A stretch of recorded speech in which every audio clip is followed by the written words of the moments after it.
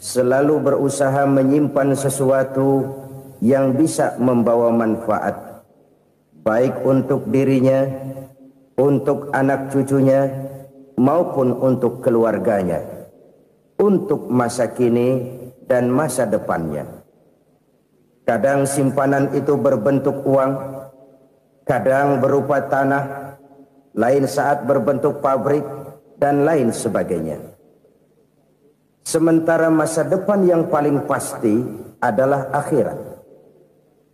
Jika untuk masa depan dunia kita rela memeras keringat, membanting tulang, pergi pagi dan pulang petang, menyimpan uang, menyimpan tanah, menyimpan pabrik, pernahkah kita merenung jika satu saat kiamat datang, kita dibangkitkan dari kubur masing-masing, berdiri di padang mahsyar untuk mempertanggungjawabkan seluruh kegiatan hidup kita di dunia ini? Lalu kita akan menuju ke alam akhirat. Sudahkah kita mempunyai simpanan untuk akhirat kita?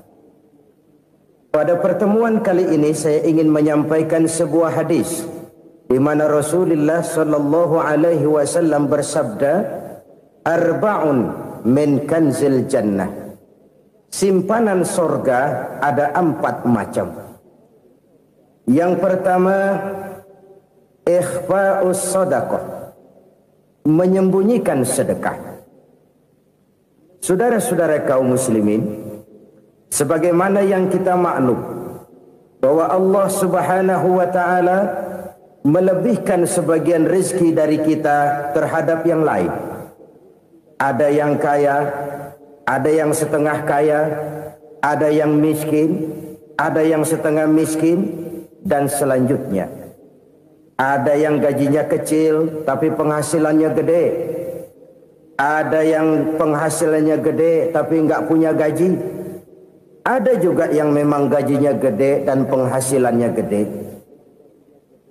Kelebihan rezeki merupakan sunnatullah dan tidak harus membuat kita merasa lebih dari yang lain. Bahkan sebaliknya, kelebihan itu harus membuat kita ringan tangan untuk menolong mereka yang memang memerlukan pertolongan. Kalau saudara diberikan ilmu, maka pertanyaan akhirat cuma satu: ilmumu kau amalkan untuk apa? Kalau saudara diberikan umur yang panjang, pengadilan akhirat juga bertanya satu: umurmu kau habiskan di mana? Tapi kalau saudara diberikan harta, pengadilan akhirat akan bertanya dua: hartamu kau dapat dari mana, kau belanjakan kemana? Dari mananya ditanya dan kemananya juga ditanya. Oleh karena kita akan dimintakan pertanggungan jawab, maka amanah yang bernama harta ini harus kita gunakan dengan sebaik-baiknya. Ada penggunaan yang merupakan kewajiban, itu zakat namanya. Ada penggunaan yang sewaktu-waktu, itu infak namanya. Ada yang lebih sewaktu-waktu lagi, dan itu sedekah namanya. Zakat dia terikat oleh haul dan nisab, oleh putaran batas waktu dan ukuran dari harta itu sendiri. Sedangkan infak terikat oleh situasi dan kondisi perekonomian seseorang. Sedangkan sedekah tidak terikat dengan apapun. Dalam kondisi seperti apapun kita bisa melakukan sedekah dengan yang terkecil sekalipun. Sampai-sampai Rasulullah sallallahu alaihi wasallam mengajarkan, la tahqiranna minal ma'rufi syai'an walau an talqa akhaka biwajhin talik. Atau ada hadis, tabassumuka fi wajhi akhika laka shadaqah. Senyumanmu kepada temanmu adalah sedekah. Jadi untuk melakukan sedekah tidak harus dalam berbentuk uang. Dengan ilmu kita bisa sedekah, dengan tenaga kita bisa bersedekah, dengan pikiran kita bisa bersedekah, bahkan senyum kepada teman itu pun sedekah. Jadi kalau sedekah dengan uang memang belum punya uang, nyengir aja banyakin. Itu asal pada tempatnya, jangan lalu ketemu tiang listrik cengengesan. Tentu tidak pada tempatnya dan tidak wajar. Nah, sedekah yang paling dicintai Allah adalah sedekah yang disembunyikan. Artinya jauh dari sifat riya. Kan kadang-kadang ada orang sedekah itu disebutkan namanya, apa tidak bagus? Kalau memang niatnya ikhlas, ya bagus-bagus saja. Untuk memberikan sugesti kepada yang lain. Di Fulan bin Fulan nyumbang sekian, diumumkan. Boleh kalau niatnya untuk memberikan rangsangan kepada yang lain supaya dia menyumbang lebih besar dari orang tadi. Tapi kalau itu mendatangkan riya, maka sedekah yang paling dicintai Allah adalah sedekah yang disembunyikan. Tangan kiri saja tidak tahu apa yang diberikan oleh tangan kanan. Sedekah yang dilakukan dengan ikhlas akan merupakan perbendaharaan surga, tersembunyi dari pandangan orang lain, tidak seorang pun tahu. Karena memang sikap yang baik adalah melupakan kebaikan dan mengingat kesalahan. Itu salah satu ciri orang bahagia. Orang yang selalu mengingat kesalahannya dan berusaha melupakan segala kebaikannya. Kalau dia akan berada kebaikan, dia tidak bisa ikut, dia merasa rugi karena dia merasa belum pernah berbuat baik.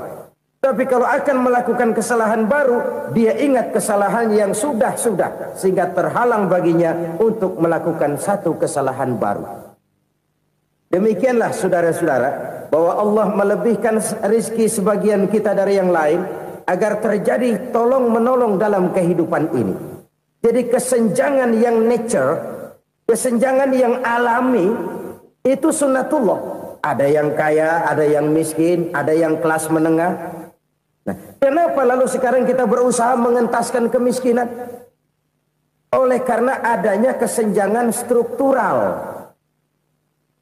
Kalau yang kaya bisa semakin kaya, kenapa yang miskin tidak bisa naik jadi ikut sedikit kaya? Sebab pada dasarnya Islam adalah agama yang sejak turunnya sudah berupaya memerangi kemiskinan. Bahkan dikatakan kemiskinan itu mendekatkan kepada kekufuran. Orang kalau miskin udah dekat banget sama kafir. Gampang menjadi kafir. Berapa banyak saudara-saudara kita yang oleh karena soal perut, oleh karena soal materi, terpaksa meninggalkan dan menanggalkan akidahnya. Menjual petunjuk yang diberikan Allah dengan kesenangan dunia yang cuma sebentar ini. Na'udzubillah, thumma na'udzubillah. Jadi makin kita sembunyikan satu sedekah, semakin banyak perbendaharaan kita di surga. Sedekah yang paling dicintai Allah adalah sedekah yang disembunyikan. Malahan ada seorang sufi, dia punya kebiasaan kalau pergi sholat Jumat dia bawa uang, itu uang dia taruh di bawah tikar masjid. Dia niat sedekah kepada siapa saja yang nemuin itu duit. Maksudnya apa? Supaya yang nemuin nggak tahu siapa yang punya duit. Demikian dia saking ingin menyembunyikan sedekahnya.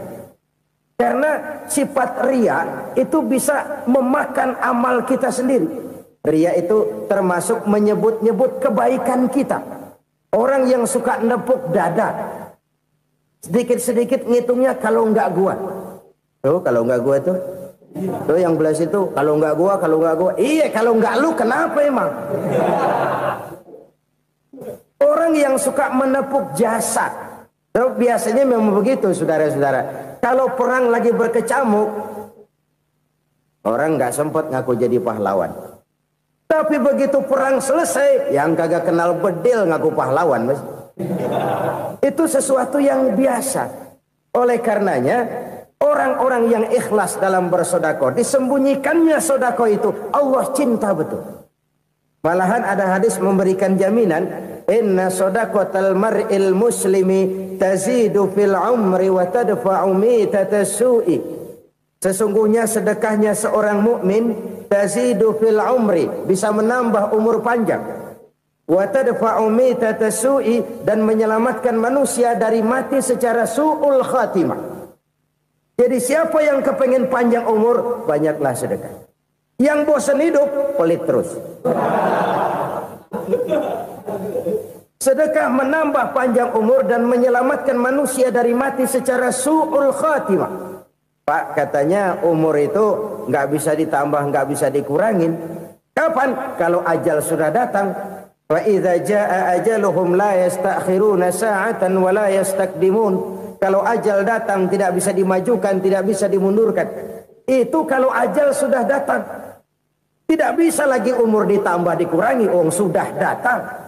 Tapi kalau belum datang, itu kan haknya Allah. Mau ditambah, mau dikurangi, hak prerogatif Allah. Sebagai pencipta manusia, Allah maha kuasa dan maha mampu. Sedekah ini menambah panjang umur dan menyelamatkan manusia dari mati secara su'ul khatimah. Orang mati kan sama ya, kondisinya mati, nggak nafas. Tapi hakikat mati kan lain-lain. Ada yang mati itu husnul khatimah, baik akhirnya. Misalnya lagi ngaji mati, lagi sholat mati, lagi sedekah mati. Ini yang dinamakan dengan husnul khatimah, baik di akhirnya. Sebaliknya ada yang su'ul khatimah, jelek di akhirnya. Ini yang jadi catatan akhir. Lagi nyekek botol, mampus. Lagi banting kartu, modar. Su'ul khatimah, jelek pada akhirnya. Sedekah menyelamatkan manusia dari mati secara su'ul khatimah. Dan kita semua kepengen mendapat husnul khatimah, jauh dari su'ul khatimah. Oleh sebab itu yang bisa menyelamatkan kita dari penyakit itu antara lain adalah sedekah yang disembunyikan, yang dikerjakan dengan ikhlas karena Allah, tidak karena kepengen dipuji orang, tidak karena ingin dikatakan orang pemurah. Sebab orang dermawan itu orang yang memberi tanpa harus diminta. Kalau masih harus diminta, ya belum dermawan namanya, masih harus diminta. Kalau nggak diminta ya tulus, lolos, polos. Saudara-saudara kaum muslimin rahimakumullah. Harta adalah amanat dan akan kita pertanggungjawabkan. Allah melebihkan rizki sebagian kita dari yang lain agar kita saling tolong menolong, bantu membantu. Nabi janjikan siapa yang meringankan beban saudaranya muslim di dunia, Allah akan meringankan bebannya di akhirat nanti. Sebuah jaminan dari baginda Nabi.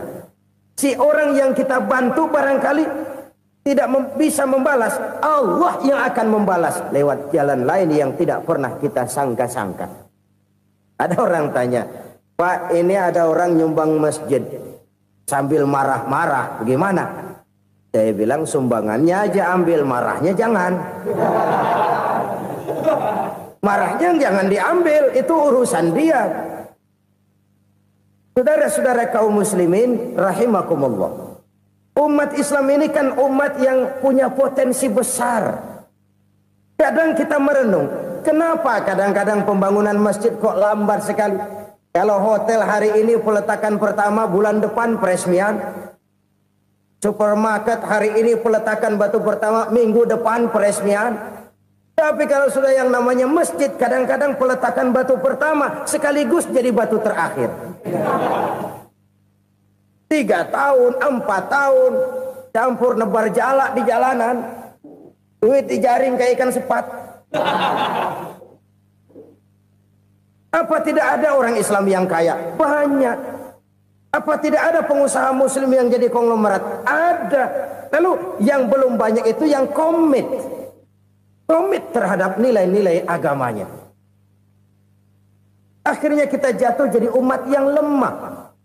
Belum ada pengusaha konglomerat muslim buka pabrik supermi cap beduk misalnya umpamanya atau pabrik kecap cap sorban supaya identitas keislamannya sedikit kelihatan.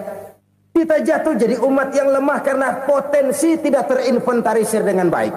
Kita ini ibarat kompor yang cuma matengin nasi orang lain. Potensi kita dimanfaatkan oleh orang lain.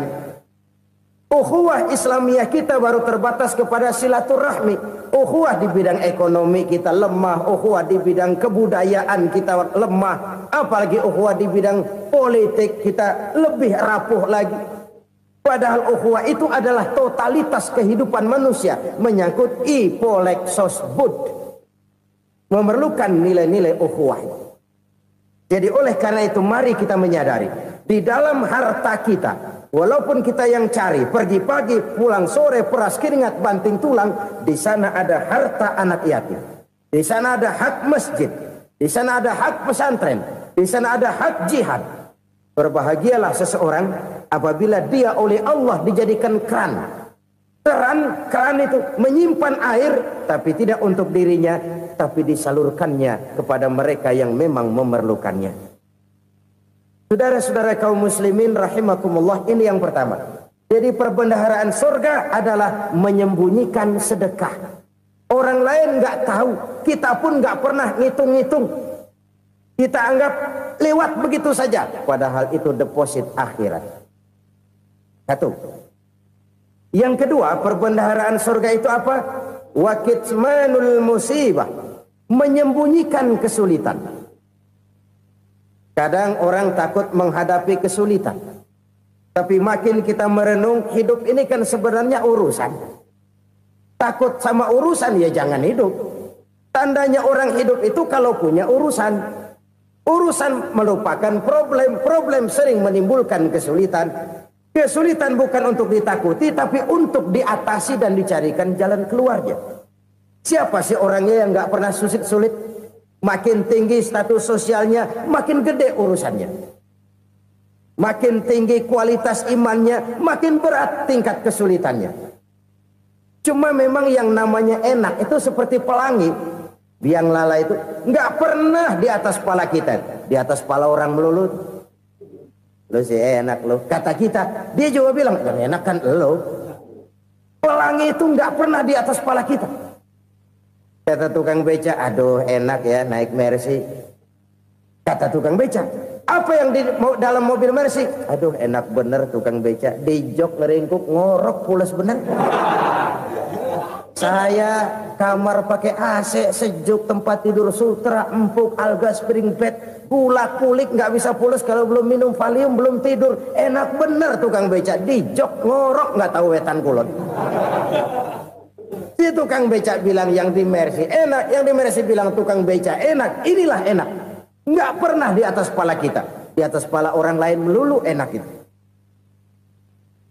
Nah, saudara-saudara,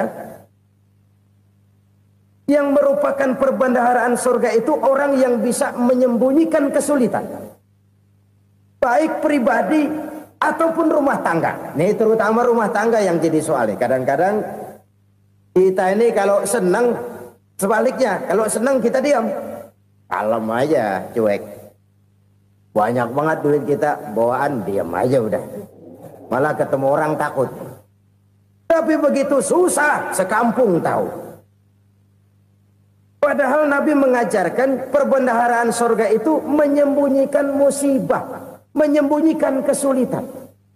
Kalau enak, cerita sama orang-orang. Kalau nggak enak, rasain sendiri, tekan sendiri, atasin sendiri. Kita kan sebaliknya.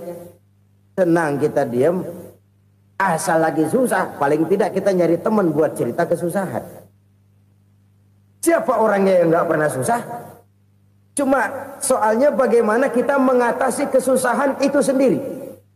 Begitu juga misalnya kalau orang sudah berumah tangga, itu orang tuanya harus menjadi tempat dia cerita yang enak-enak saja. Yang nggak enak rasain berdua, selesaikan berdua, atasin berdua. Jangan dibalik. Asal senang diam, giliran susah aja. Maknya laporan. Terbalik. Bisa menjaga security informasi. Maka nama bayam keluar diam, malah seluitan. Enak amat lo makan daging ayam. Security informasi. Saudara-saudara kaum muslimin rahimakumullah. Ujian yang terberat itu yang pernah diberikan kepada para nabi, para rasul, para aulia, para ulama. Makin tinggi keimanan, makin berat bentuk kesulitan. Ayo saya kemukakan satu contoh saja. Ada seorang nabi yang kaya, nabi kaya, namanya Nabi Ayub. Iblis kalau orang begini kan keki, ibadahnya rajin, kaya. Nih yang kayak begini susah digodain. Kalau ibadahnya rajin, miskin, kali bisa disogok. Sini imannya mantap, ibadahnya rajin, kaya, nabi lagi. Oh, tapi namanya iblis nggak kurang akal. Laporan, Tuhan, kenapa iblis? Ya ini bahasa saya, bahasa Qurannya sih nggak gitu. Itu hambamu yang namanya Ayub, dia rajin ibadah cuma karena dikasih kaya aja. Coba kasih miskin dia, berhenti dia sembahyang. Ah, kamu bisa aja. Saya tahu Ayub itu hambaku yang ikhlas. Saya buktiin Tuhan, silahkan. Dibuktiin lah, iblis turun ke alamin. Yang mula-mula dia lakukan, dia rusak sawah ladang Nabi Ayub. Dia binasakan binatang ternak Nabi Ayub. Sehingga dalam waktu singkat, jatuhlah Nabi Ayub dari orang paling kaya jadi orang paling miskin. Beliau masih ibadah di mihrab dalam masjid. Datang iblis. Saudara Ayub, ya, lagi ngapain? Ibadah. Nyembah Allah, nyembah Allah. Oh, percuma. Kenapa? Tuhan yang ente sembah nih, dia udah bikin miskin ente. Sawah ladang ente hancur lebur, binatang ternak binasa. Sekarang ente jadi orang paling miskin. Ngapain nyembah Tuhan kayak begitu? Tekor. Udah berhenti dah ibadah, berhenti ibadah. Ini iblis sama Tuhan laporannya lain, yang dikerjakan kepada Nabi Ayub juga lain. Benar begitu iblis kata Nabi Ayub? Iya, sawah ladang saya habis, buras. Binatang ternak saya binasa, binasa. Saya miskin, bangpak. Apa jawab Nabi Ayub? Bukan innalillahi, ini hebat. Alhamdulillahillazi a'tani wa akhza minni. Segala puji bagi Allah yang telah memberikan harta kepada saya dan sekarang mengambilnya lagi. Alhamdulillah. Allah yang ngasih, Allah yang ambil. Itu mah urusan Allah. Iblis cuman ibadah jalan terus, sujud lagi Nabi Ayub. Iblis seleher gondok banget. Dasar Nabi nggak mempan dia apa-apain. Miskin malah alhamdulillah. Allah yang ngasih, Allah yang ambil. Jadi kalau kita tidak komit, kita tidak terikat kepada kaya, miskin, senang, susah, apa yang bisa bikin kita susah? Jadikan kekayaan, kemiskinan, jadikan senang, susah sebagai anak buah yang bisa kita atur. Jangan kekayaan ngatur kita, jangan kemiskinan ngatur kita. Kita yang harus mengatur mereka. Senang, susah, kaya, miskin, bahagia, sengsara, jadikan itu anak buah yang bisa kita atur. Kalau sekarang kita kaya, lain saat boleh jadi kita miskin, semiskin-miskinnya. Allah yang ngasih, Allah yang ambil. Tenaga mana yang bisa menghalangi? Ibadah jalan terus. Iblis makin gondok. Dasar Nabi loh. Akhirnya apa? Nabi Ayub dikerjain, diberikan penyakit. Demikian fatal penyakitnya. Bayangin, udah miskin sakit. Masya Allah. Miskin sakit. Sakitnya nggak lama, kira-kira 16 tahun. Istrinya 3, 2 mental minta ceraiin. Ngerawatin laki bengek begini. Senang belum tentu, susah udah pasti nih. Cerai aja, cerai dah. Cerai. Tinggal satu Siti Rahmah yang setia menemani beliau. Sesetia-setianya hati perempuan. Satu saat Siti Rahmah bilang, "Bang, iya, abang kan Nabi bang. Lalu, namanya Nabi kan doanya jarang meleset bang. Maksud kamu minta kenapa sih sama Tuhan biar abang sembuh baik dah bang?"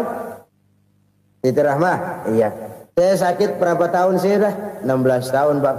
Sebelum ini saya sehat berapa tahun? Ya kira-kira 60 tahun bang. Nah coba ente banding-bandingin Rahmah.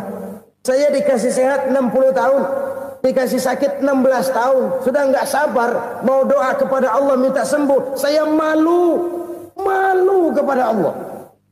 Diuji dengan yang luar biasa seperti ini. Tidak mengganggu stabilitas kehambaannya. Dia tetap menghamba kepada Allah subhanahu wa ta'ala. Saudara-saudara kaum muslimin rahimakumullah. Kunci menghadapi kesulitan itu apa? Allah jelaskan dalam satu ayat, wa basyiris sabirin alladzina iza asabathum musibah qalu inna lillahi wa inna ilaihi raji'un. Gembirakan orang-orang yang sabar Siapa mereka itu? Yang apabila mendapat musibah mereka kembali kepada keyakinan dasar. Segalanya dari Allah dan segalanya akan kembali kepada Allah. Ini konsepsi dasar dari sikap muslim dalam menghadapi berbagai kesulitan. Segalanya dari Allah, segalanya akan kembali kepada Allah. Kalau ini sudah kondisi dasarnya, maka kita akan lapang menghadapi kenyataan bagaimanapun pahitnya. Apakah itu namanya miskin, apakah itu namanya sakit, bahkan maut sekalipun. Maut sekalipun. Segalanya dari Allah, segalanya akan kembali kepada Allah. Ini sikap hidup, bukan sekedar ucapan. Kita kadang-kadang menjadikannya sebagai ucapan. Mulutnya sehingga berhenti, innalillahi wa inna ilaihi rajiun, tapi nangisnya terus gerung-gerungan. Bukan itu, ini kesadaran moral. Kalau segalanya dari Allah, segalanya kembali kepada Allah, kan sebenarnya cuma nunggu giliran. Hari ini saya nyembayangin dia, entah hari apa saya disembayangin orang. Hari ini saya antar dia ke kubur, entah hari apa orang nganterin saya ke kubur. Hari ini saya tahlilkan dia, entah nanti kapan orang tahlilkan saya. Segalanya dari Allah, segalanya akan kembali juga kepada Allah. Oleh sebab itu saudara-saudara, kesulitan bukan untuk ditakuti. Kesulitan justru untuk diatasi, dicarikan jalan keluarnya. Dan tidak ada orang yang tidak pernah mendapat kesulitan. Tidak ada. Semakin tinggi status sosial, semakin tinggi kualitas keimanan, semakin besar juga tingkat kesulitan. Hanya saja bagaimana cara kita mengatasinya. Dan Al-Quran menyatakan, inna ma'al usri yusra. Di balik kesulitan itu pasti ada kemudahan. Roda itu berputar. Karena itu Rasulullah Sallallahu Alaihi Wasallam mengingatkan kepada kita, ta'arraf ilallahi firraha ya'rifka fisyiddah. Ingatlah kepada Allah di waktu kamu senang, supaya Allah ingat kepada kamu di waktu kamu susah. Kalau waktu senang kita ingat kepada Allah, kita susah, Allah tidak akan meninggalkan kita. Tapi kalau waktu senang kita jauh dari Allah, sujud tidak sempat, dengan masjid jauh, ketika senang kita lupakan Allah. Nanti begitu kita susah, Allah lupakan kita. Dan itu menyakitkan. Oleh karena itu orang-orang tua kita dulu bilang, kalau lagi sehat ingat-ingat, lu bakal sakit nanti. Kalau lagi kaya ingat-ingat satu saat kita bakal jatuh miskin. Bahkan kalau lagi muda ingat-ingat kita bakal tua. Dan yang terpenting, kalau lagi hidup ingat-ingat kita bakal mati.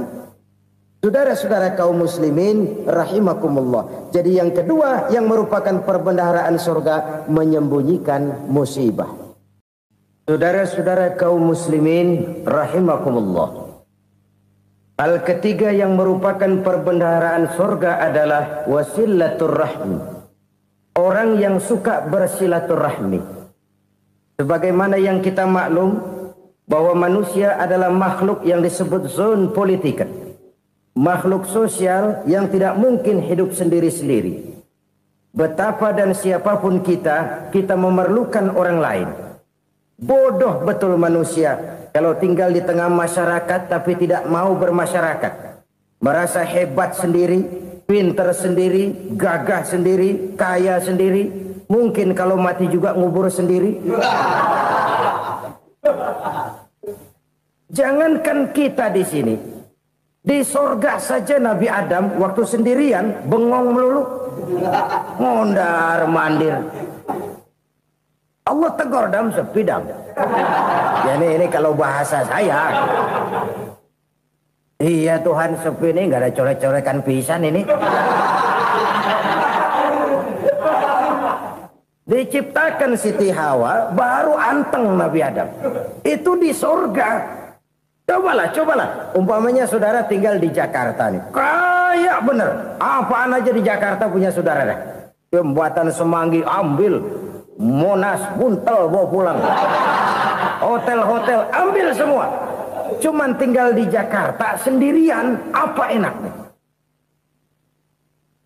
Betapa dan siapapun kita perlu orang lain. Tidak ada seorang pun yang bisa memenuhi kebutuhan hidupnya secara sendiri-sendiri. Nah, Islam telah menyelamatkan manusia dari ras diskriminasi. Mengikat manusia dengan persaudaraan yang berlandaskan kepada akidah. Karena itu dianjurkan bersilaturahmi. Bahkan Nabi menyatakan, man arada ayyubsata lahu fi rizqihi wa yunsa'a fi atharihi falyasil rahimah. Siapa yang kepengen diluaskan rezekinya dan dipanjangkan usianya, banyaklah ia bersilaturahmi. Siapa yang kepengen dimudahkan rezekinya, hendaknya ia banyak bersilaturahmi. Kalau banyak teman, kesulitan kan paling tidak ada tempat cerita. Udah susah, sendirian kita pikirin diri, nggak ada tempat tukar pikiran. Cepet banget sama bengek. Dilawan sendiri. Nah, secara makro kita bisa berkata, tidak mungkin ada kemenangan kalau tidak ada kekuatan. Tidak ada kekuatan kalau tidak ada kesatuan dan persatuan. Tidak mungkin ada kesatuan dan persatuan tanpa semangat silaturahmi. Kalau umat Islam mau menang, dia harus kuat. Kalau umat Islam mau kuat, dia harus bersatu. Kalau umat Islam mau bersatu, dia harus membudayakan silaturahmi ini. Bahkan sampai-sampai kata Nabi, kalau bisa cari nilai tambah. Apa? Silman qata'ak. Bersilaturahmilah kau kepada orang yang marah denganmu. Masya Allah, indahnya ajaran agama kita. Orang yang marah pun kepada kita, kata Nabi, kalau bisa bersilaturahmilah kepadanya, kepada orang yang marah itu. Di situ nilai tambah. Cuman jujur nih hadis, ngucapinnya gampang, ngamalinnya yang berat banget. Orang marah sama kita, kita disuruh silaturahmi. Ada apa malu? Lu marah, ada gue marahan lagi. Tunggu pikirin. Saudara-saudara kaum muslimin rahimakumullah. Tapi ini yang diajarkan, bahkan ini yang dicontohkan oleh baginda Rasul.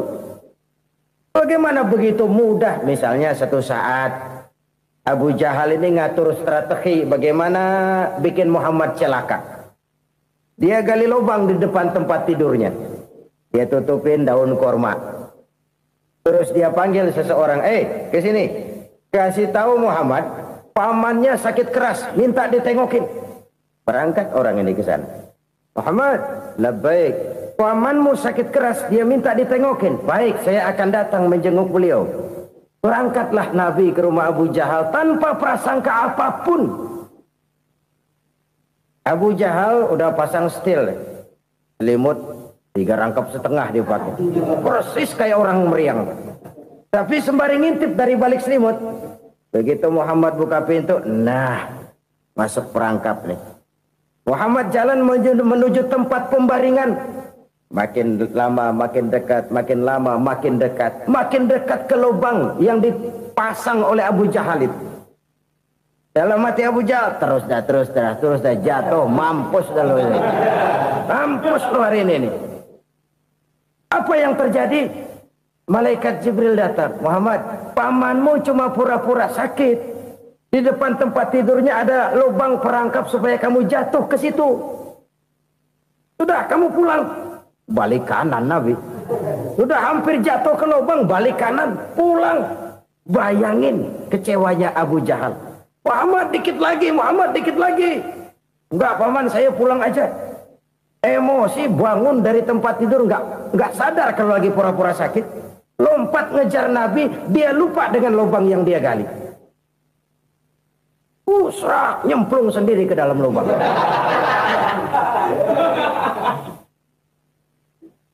Nabi terus berlalu. Ini terjadi keanehan. Jatuh ke lubang yang dia gali itu sebenarnya nggak terlalu dalam ya, antara 3-4 meteran lah. Tolong saya jatuh ke lubang ini. Datanglah pelayan-pelayannya itu. Angkat saya dari sini. Oh, yang ngulurin tambang. Satu gulung, belum juga nyampe itu tambang. Kurang, beli lagi ke warung. Sambung, ulur lagi, nggak juga bisa sampai. Wah, ini kerjaan Muhammad ini. Tolong, siapa salah seorang kamu ke rumah Muhammad, kasih tahu encangnya kecebur. Minta ditolongin. Sampaikan kepada Rasul. Kenapa? Pamanmu jatuh ke lubang, Muhammad minta tolong diangkatin. Tambang udah nyambung-nyambung nggak nyampe juga. Ya, nanti saya datang, saya tolong. Coba. Nyata-nyata orang berniat jahat mau mencelakakan dia. Datang dia menolong. Ini yang disebut air tuba dibalas air susu ya ini. Bukan sebaliknya. Air tuba dibalas air susu. Paman, kecebur ya? Iya Muhammad, tolong ini. Pegang tangan saya. Nabi ulurkan tangannya. Nyampe. Dipegang oleh Abu Jahal. Diangkat ke atas. Sampai atas. Apa kata Abu Jahal? Sihirmu memang hebat Muhammad.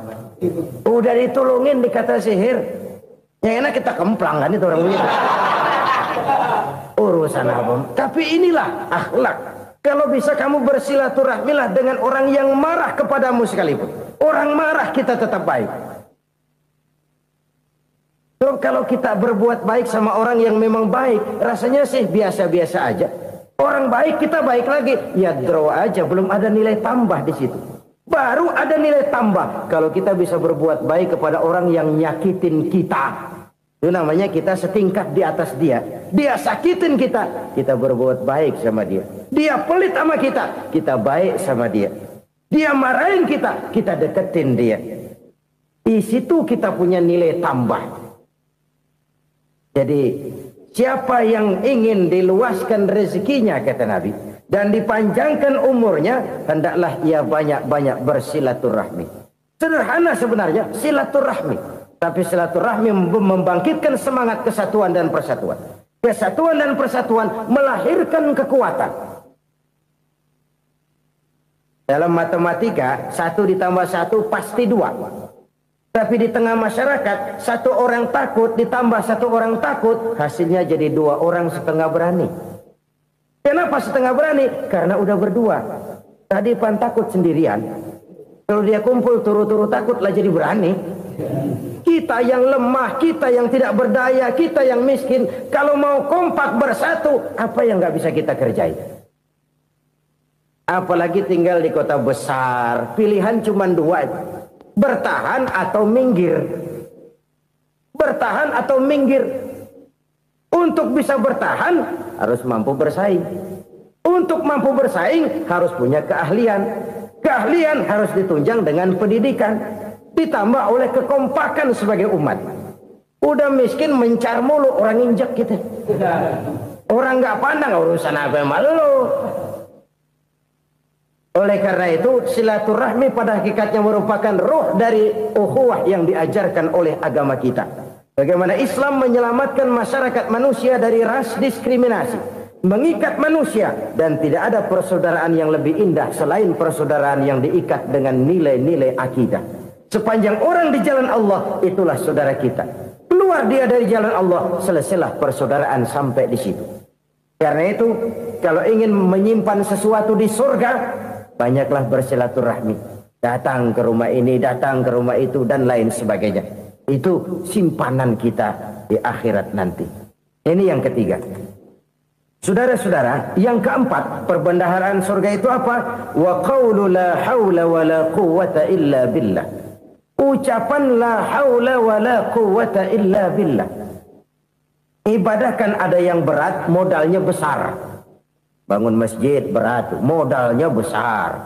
Bangun rumah sakit berat, modalnya besar. Ada ibadah yang berat tapi modalnya ringan. Misalnya puasa.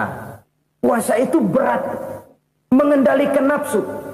Kalau sekedar nggak makan nggak minum sih enteng, mengendalikan nafsu itu jihad terbesar. Tapi kan modalnya ringan, cuma niat saja. Ini ibadah berat, modalnya ringan. Ada ibadah yang ringan, modalnya juga enteng. Seperti termasuk ucapan la haula wa la quwwata illa billah. Tanpa sadar, la haula wa la quwwata illa billah, nyelengin tuh di surga. Nyelengin, kita nggak terasa nyelengin simpenan akhirat. La haula wa la quwwata illa billah, nyimpan lagi. Kaget, la haula wa la quwwata illa billah, nyimpan lagi. Banyak simpanan. Walaupun sebenarnya yang dimaksud di sini adalah kesadaran batin bahwa tidak ada daya dan kekuatan kecuali Allah. Itu intinya. Kita memulai pekerjaan disunahkan baca bismillah, kan begitu. Apa itu? Kesadaran moral. Bahwa ini saya bisa kerjakan. Saya kerjakan ini dengan menyebut nama Allah. Kenapa? Kalau Allah tidak memberikan daya dan kekuatan, mana mampu saya kerjakan ini. Maka saya kerjakan ini dengan menyebut nama Allah. Bismillah. Kesadaran moral. Manusia hanya wajib berusaha, tapi nggak pernah wajib berhasil. Banyak hal-hal yang kalau kita renungkan secara rasio nggak mungkin, tapi jadi kenyataan. La haula wala quwata illa billah. Tidak ada daya dan kekuatan kecuali bagi Allah semata-mata. Kesadaran moral akan kelemahan dan keterbatasan makhluk bernama manusia. Kadang kita kagum dengan otak, tapi kita sering lupa sama yang bikin otak. Padahal bagaimanapun hebatnya otak, yang bikin otak pasti lebih hebat dari otak. Nggak percaya, silahkan otak-otakan. Inilah kecenderungan. Kita kagum dengan pesawat-pesawat mutakhir, bukan main, besi gede banget terbang itu. Alangkah hebatnya. Lalu apa yang bikin otak tidak lebih hebat dari itu semua? Kita puji laut, apa yang bikin laut tidak lebih hebat dari laut itu? La haula wala quwata illa billah. Tidak ada daya dan kekuatan kecuali Allah. Apa yang bisa kita lakukan kalau tidak karena daya dan kemampuan yang diberikan oleh Allah kepada kita? Lahirlah sikap tawadu, rendah hati, tidak melonjak menjadi angkuh dan sombong, sadar akan kelemahan dan keterbatasan diri. Sebagai makhluk yang diciptakan oleh Allah Subhanahu wa ta'ala. Jadi satu sisi ini ucapan yang berpahala, la haula, jadi wiridan. Pada sisi lain ini kesadaran moral, sikap mental, kesadaran batin, bahwa yang punya daya dan kekuatan itu cuma Allah. Kita nggak pantas untuk sombong, sebab sombong itu pakaiannya Allah. Kita nggak sedang pakai pakaian Allah, kegedean. Dan makin kita renungi, makin terbentur. Apa sih yang bisa kita sombongin? Kita mau sombong apa? Kaya? Pintar? Itu kan semua relatif. Di atas langit masih ada langit lagi. Jadi oleh karenanya, marilah kita menyadari. Manusia hanya wajib berusaha, tapi tidak pernah wajib berhasil. Yang berusaha saja tidak wajib berhasil, apalagi yang tidak berusaha. Islam bukan agama orang pemalas yang selesai sholat lalu endelohom, nggelenggem ayem-ayem. Tapi Islam bukan agama orang sombong yang setelah berusaha lalu tidak memerlukan Allah. Kita bisa saja bikin proyeksi, tahun sekian kita bakal panen besar menurut perhitungan otak. Tapi ada kejadian lain. Apa? Tikus ngambek. Habis itu dimakanin tikus, panen gagal. Proyeksi rasional gagal oleh tikus-tikus yang ngambek itu. Bisa saja terjadi. Tahun depan kita panen besar, urung. Kenapa? Musim panas panjang. Dan sekarang ini koran-koran bikin berita musim mengalami penyelewengan. Bukan cuma manusia yang nyeleweng sekarang. Musim pakai nyeleweng. Mestinya kan musim hujan udah selesai. Masih hujan-hujan juga. Musim. Nah sekarang kita boleh bikin proyeksi. Kita bakal panen besar. Tahu-tahu musim panas panjang. Sawah retak, air kering. Cari teknokrat yang paling botak. Suruh pendekin tuh musim panas. La haula wa la quwata illa billah. Inilah kesadaran moral. Saudara, saya teringat satu saat ada seorang konglomerat. Umurnya ya kira-kira 70-an. Satu saat dia ditanya oleh wartawan, "Pak, umur Bapak berapa sih?" "Ya paling 10 tahun." 10 tahun? 10 tahun? Anak Bapak berapa orang?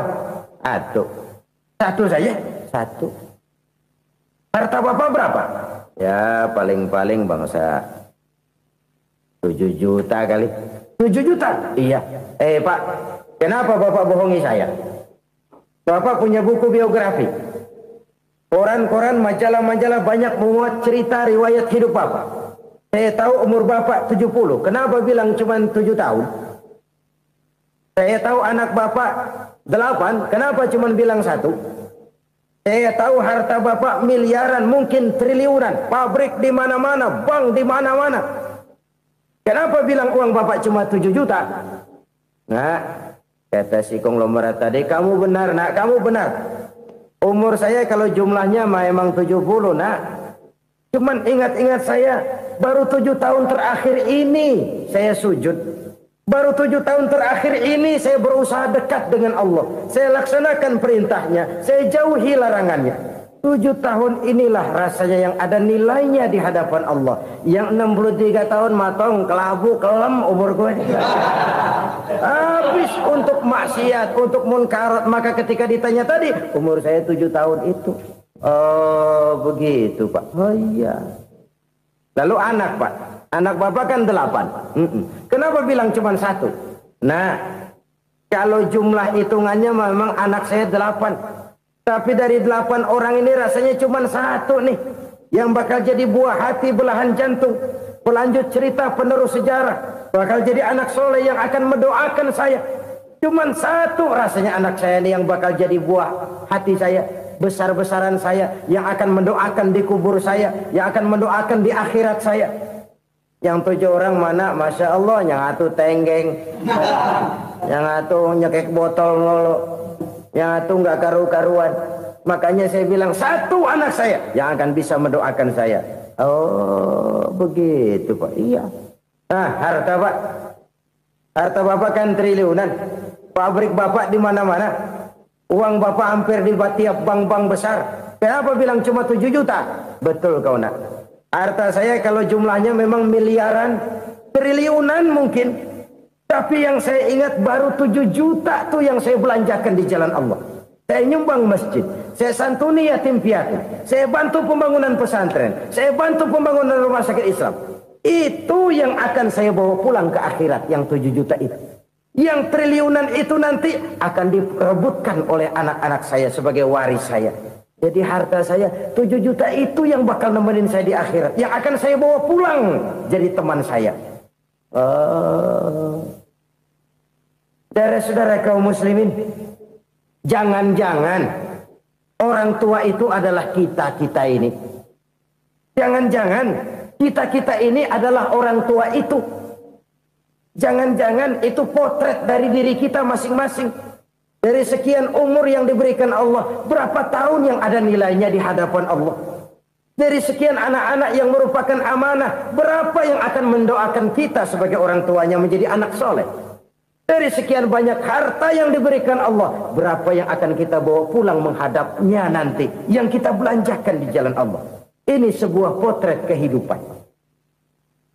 Karena itu kita kembali kepada la haula wa la quwwata illa billah. Kita wajib berusaha, kita wajib berikhtiar. Selebihnya, segala daya dan kekuatan hanya milik Allah saja semata-mata. Satu kesadaran batin dari setiap pribadi muslim. Setelah ia berusaha dan berikhtiar, ia menyerahkannya kepada Allah Subhanahu wa ta'ala. Jadi, satu sisi ini merupakan wiridan ucapan yang mengandung pahala. Pada sisi lain, ini merupakan sikap batin dari seorang muslim di dalam ia menghadapi realitas kehidupan ini. Saudara-saudara kaum muslimin, rahimakumullah. Kalau ini kita jadikan satu basis kehidupan, maka ini akan menyelamatkan manusia dari kemungkinan tergelincir menjadi orang yang lupa diri dan lupa darat. Sebab itu Imamul Ghazali berpesan, jadidis safinah fa innal bahra amiq wa khuziz zad fa inna safara ba'id wa khaffifil hamla fa innal hamla sadid. Perbarui selalu kapalmu karena lautan sangat dalam. Bawa bekal yang banyak karena perjalanan ini sangat jauh. Ringankan beban karena kebanyakan beban akan menyakitkan. Alangkah indah kalimat ini, alangkah dalam makna yang terkandung di sana. Perbarui selalu kapalmu karena lautan sangat dalam. Apa artinya ini? Jaga mentalmu baik-baik. Pelihara imanmu baik-baik karena hidup penuh cobaan seperti lautan. Kita kalau berlayar di lautan kan kadang-kadang tenang, angin bertiup sepoi-sepoi basah. Jika malam datang bintang gemintang bertabur menghias cakrawala. Rembulan memantulkan sinarnya dengan indah. Dalam keadaan begitu berlayar enak. Tapi lain saat ombak menggunung, halilintar menyambar, angin topan bertiup. Berapa banyak sudah saudara-saudara kita yang tenggelam di lautan dunia tanpa sadar bahwa dia belum sampai kepada pantai yang akan dituju. Berapa banyak sudah saudara-saudara kita yang tenggelam di lautan dunia ini tanpa sempat bangkit lagi. Dia menyangka sudah sampai kepada tujuannya. Hati-hati kapal jangan sampai bocor karena lautan sangat dalam. Iman ini jaga baik-baik karena hidup penuh dengan ujian. Wa khuzizat fa inna safar ba'id. Bawa bekal yang banyak karena perjalanan sangat jauh. Saudara mau ke Bandung, bawa duit. Saudara mau ke Surabaya, banyakan lagi duitnya. Saudara mau ke Mekah, gepokan, iketan tuh duit nggak lembaran lagi. Makin jauh perjalanan, makin banyak bekal yang harus kita bawa. Kalau saudara dari Jakarta mau ke Surabaya, kagak bawa duit berangkat juga, itu sih bukan berani namanya, nekat. Sampai Surabaya belum tentu, sengsara di jalan udah pasti. Kenapa? Nggak bawa bekal berangkat. Sama juga kita nih, misalnya belum sempat sembahyang, mati. Waduh, berani banget orang. Belum punya bekal, mati. Sengsara di jalan. Atau bekal tidak cukup. Dari Jakarta saudara mau ke Surabaya, bawa duit 500 perak. Paling jauh Cikampek nyampenya itu. Paling jauh itu. Antara jauhnya perjalanan dengan bekal yang saudara bawa tidak seimbang. Hidup ini perjalanan panjang. A walking tour. Dimulai dari alam arwah. Sebelum jasad diciptakan, roh diciptakan lebih dulu. Dari situ pindah ke alam rahim. Dari alam rahim pindah ke alam dunia. Dari alam dunia pindah ke alam barzah. Baru menuju akhirat. Satu perjalanan panjang. Kalau bekal tidak bawa, sengsara di jalan. Bawa bekal yang banyak karena perjalanan ini sangat jauh. Wa khaffifil hamla, ringankan beban karena beban itu cuma akan menyulitkan. Kalau bekal itu sih keperluan, tapi beban nggak kita perluin, cuma ngeberat-beratin. Apa ini beban? Dosa, kecurangan, kebatilan, kezoliman, ketidakadilan, kesewenang-wenangan. Itu akan jadi beban kita di akhirat. Alangkah celakanya, perjalanan panjang, bekal tidak bawa, beban kelewat banyak, alamat sengsara di jalan. Pahala tidak ada, dosa berlipat ganda. Na'udzubillah, summa na'udzubillah. Kalau kita rangkum nasihat Al-Ghazali dengan kisah si konglomerat tadi, kita akan mengambil kesimpulan. Pertama, bekal terbaik dalam menghadapi gejolak kehidupan ini tidak lain adalah iman. Yang kedua, pahala dan dosa. Dua hal kontroversial.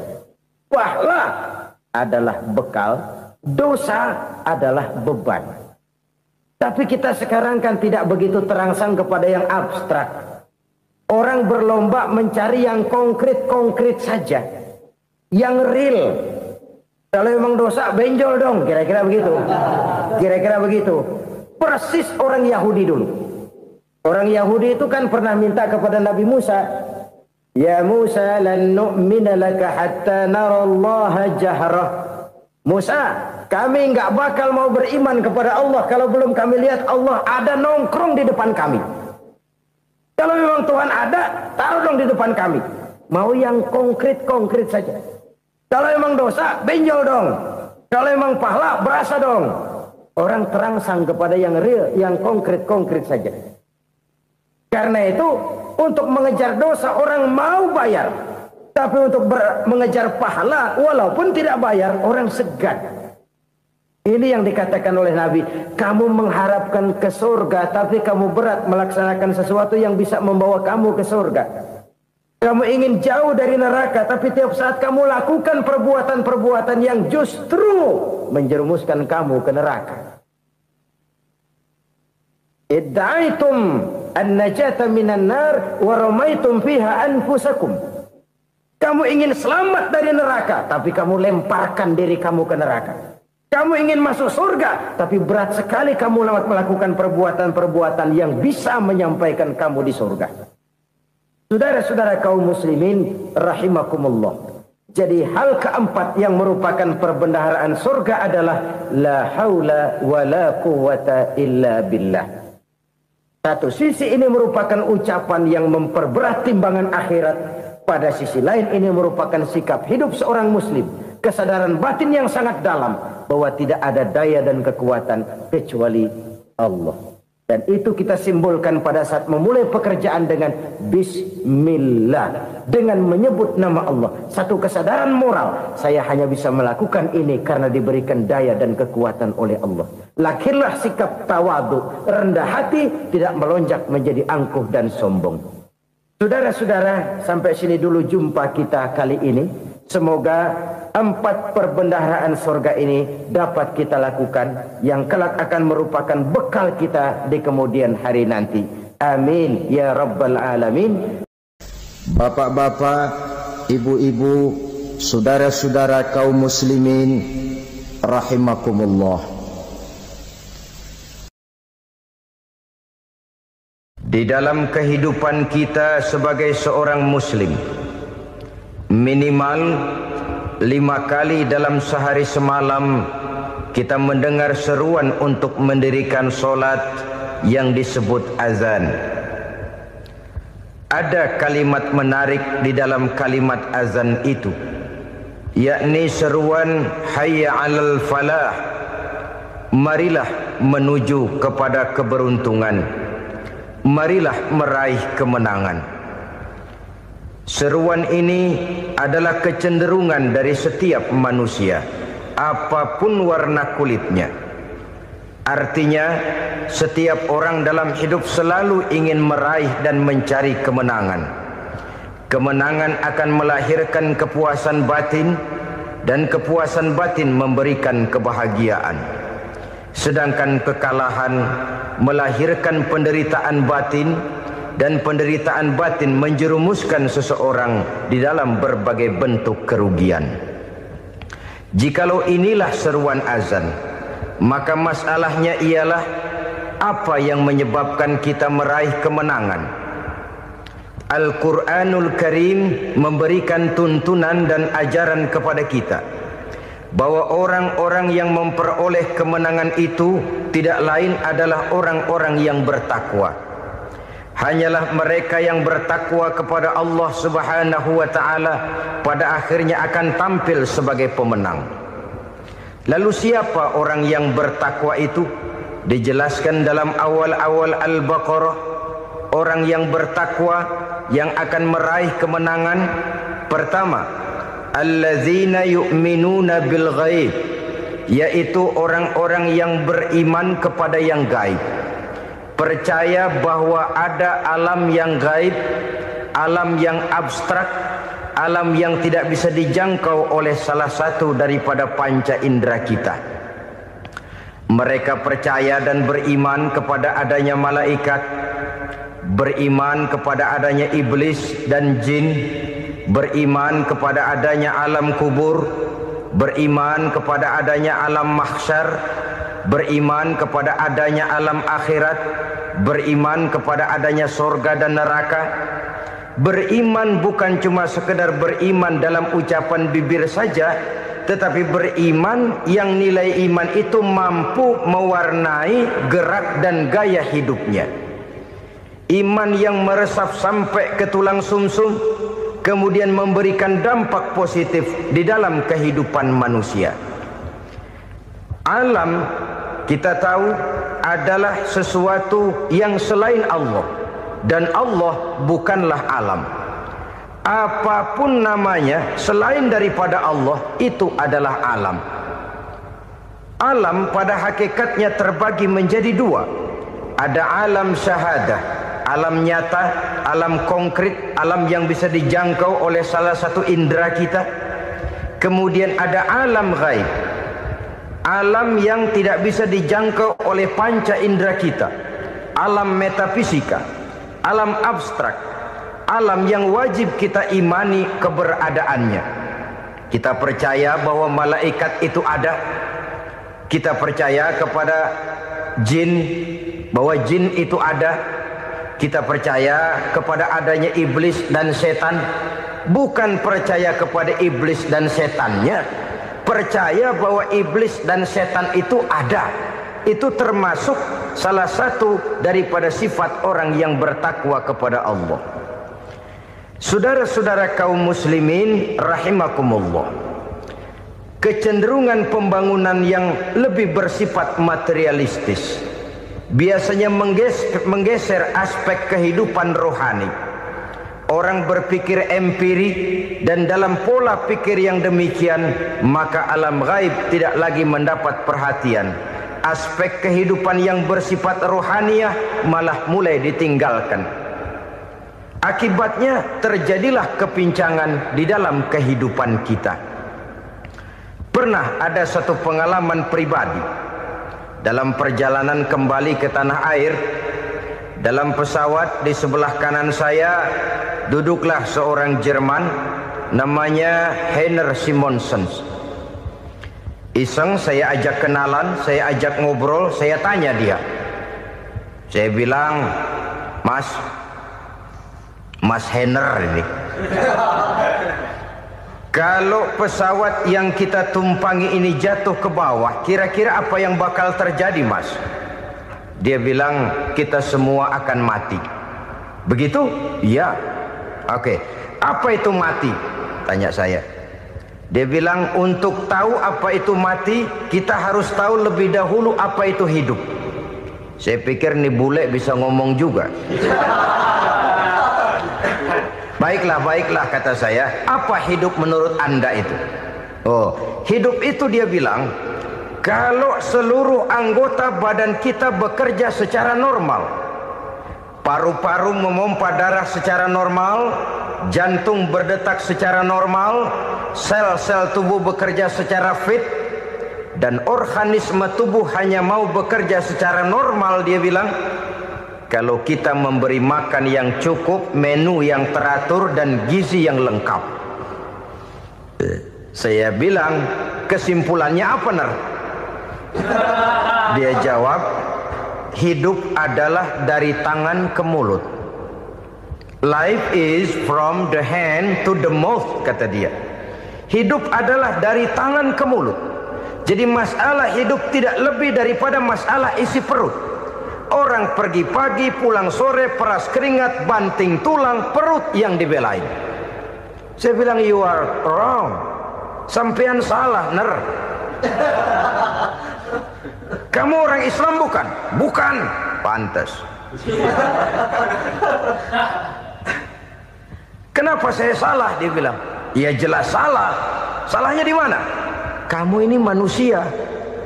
Kalau hidup cuma dari tangan ke mulut, saya bilang, kambing di kampung saya juga begitu pikirannya, Ner. Itu kambing di kampung saya, asal perutnya kenyang, sudah hidup dia. Perkara besok bagaimana, lusa prospeknya macam mana, bulan depan ada apa, kambing nggak pernah mikir. Di kampung saya kambing juga pikirannya begitu. Kamu Kristen ya? Tadinya. Loh kok tadinya, lalu apa sekarang kamu ini?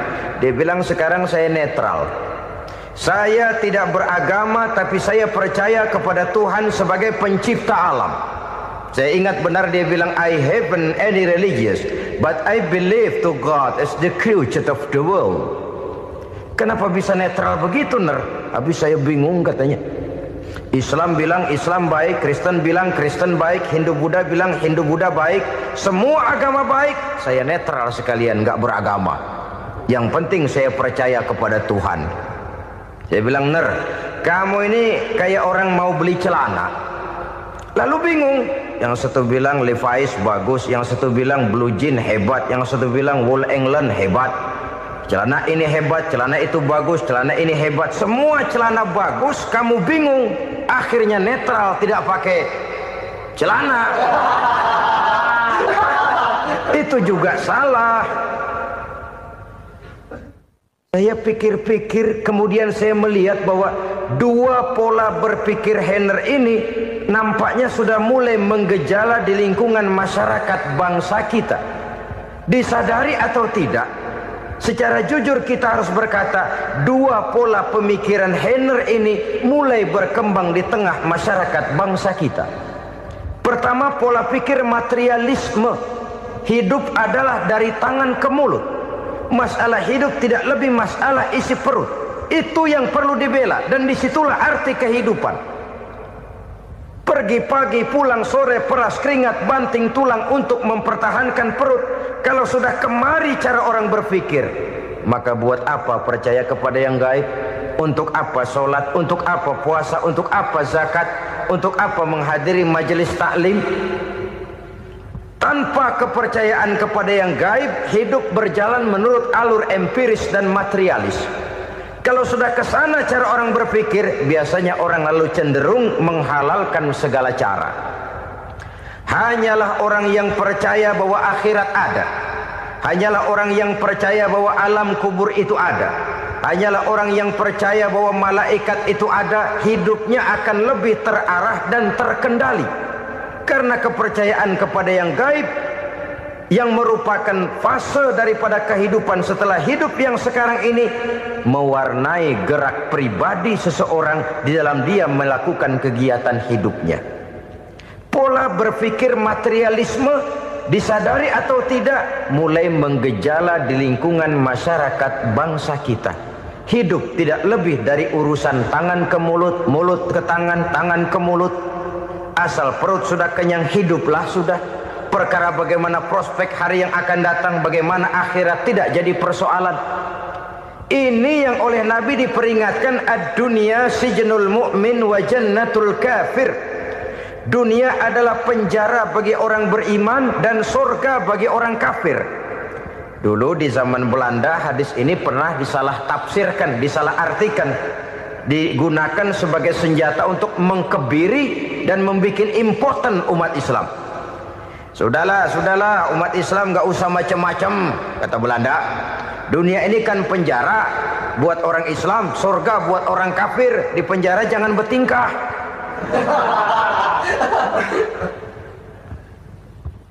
Pengertiannya tidak begitu.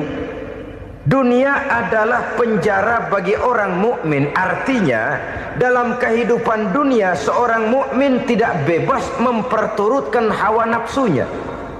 Di penjara hawa nafsunya itu. Sebaliknya surga bagi orang-orang kafir.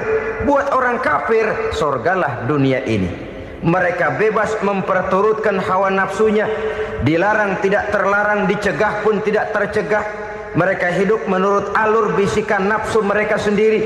Kemudian bila ajal datang, maut merenggut nyawa, selesailah surganya sampai di situ.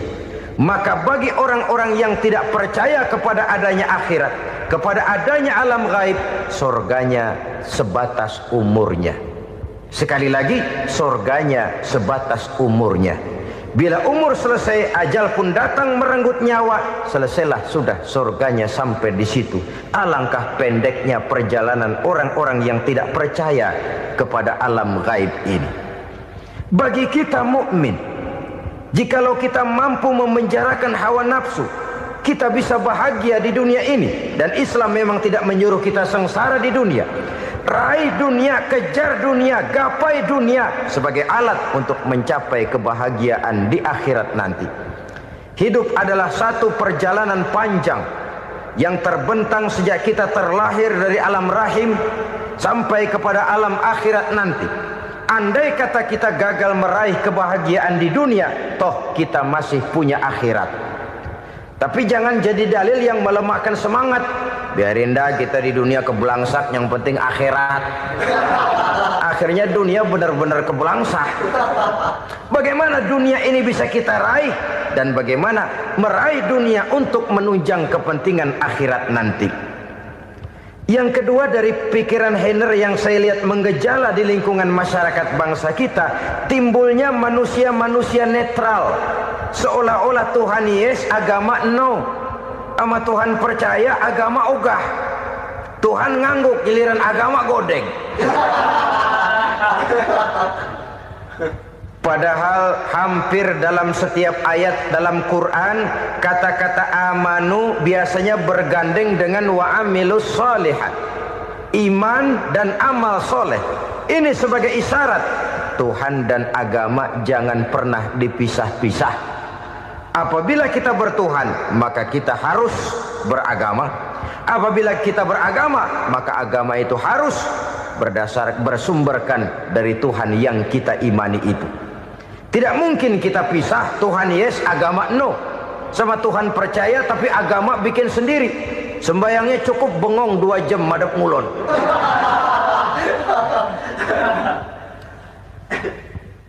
Saudara-saudara kaum muslimin rahimakumullah.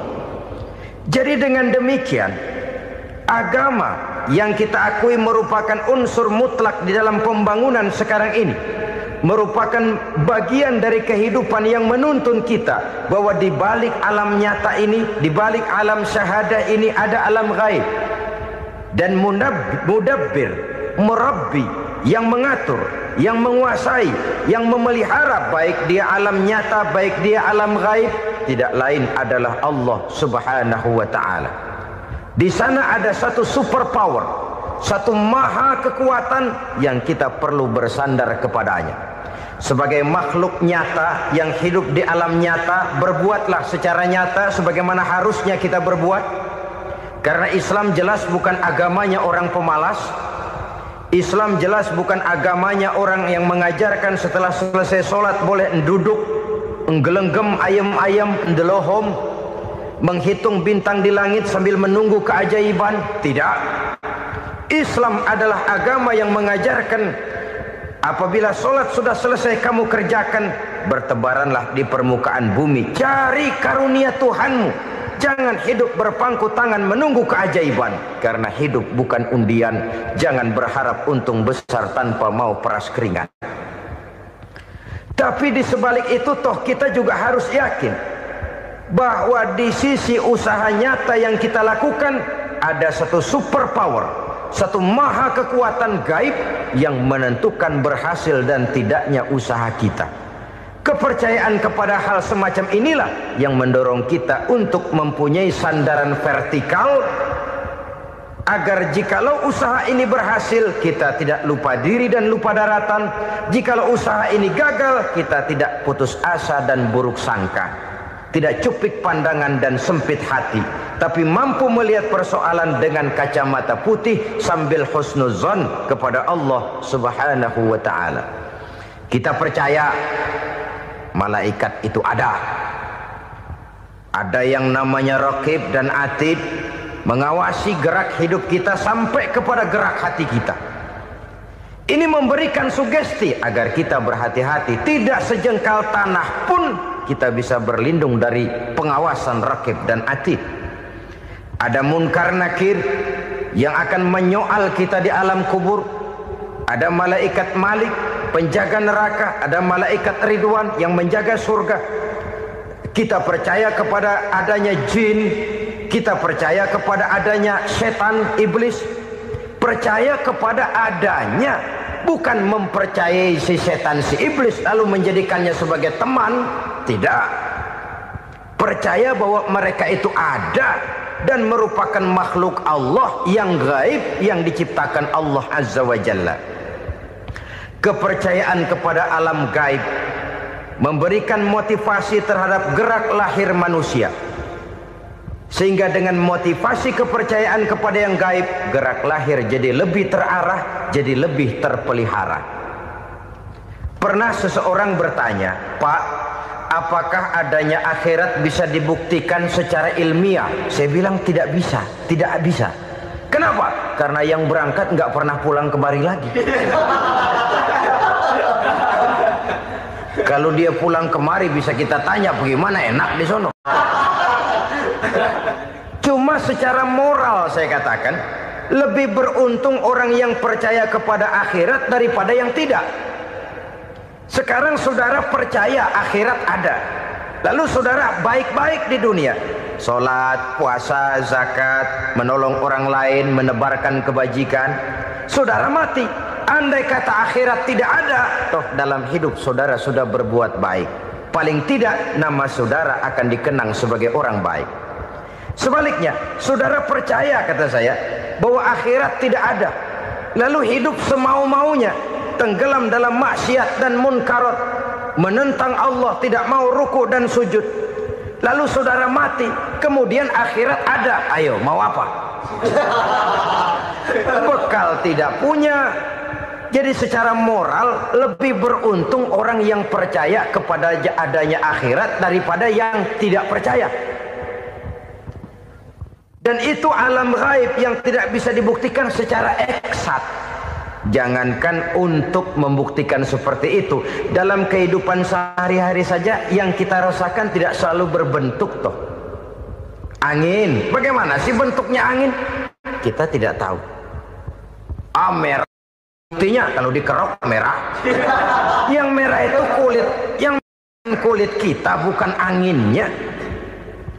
Sakit, rasa sakit itu ada, tapi bagaimana bentuk sakit kita nggak pernah tahu. Kalau kita makan cabai pedas, bagaimana bentuk pedas itu tidak ada, tapi rasa ada. Bentuk pedas hijau, cabainya bukan pedasnya. Tidak semua yang kita rasakan bisa kita gambarkan dalam bentuk yang konkret.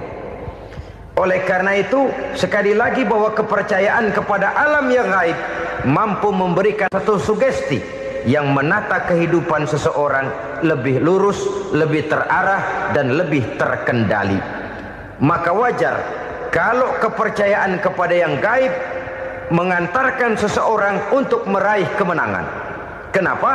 Dia percaya kepada yang gaib, bahwa akhirat ada, bahwa alam kubur ada, bahwa pertanggungan jawab itu ada. Maka dia lalu tidak hidup saenae udele dewe, itu loh. Tidak hidup menurut seleranya sendiri, terarah, teratur. Ini cirinya yang pertama. Orang bertakwa yang akan meraih kemenangan, mereka beriman, mereka percaya kepada yang gaib. Bahkan hal-hal konkret saja selalu berangkat dari yang gaib. Saudara-saudara, para remaja, para pemuda sekarang ini tidak pernah tahu toh siapa yang akan jadi teman hidup saudara. Kita bisa saja ngerancang, mentargetkan, tapi toh akhirnya yang namanya jodoh bukan kekuasaan kita. Rezeki di luar kemampuan kita. Begitu juga ajal.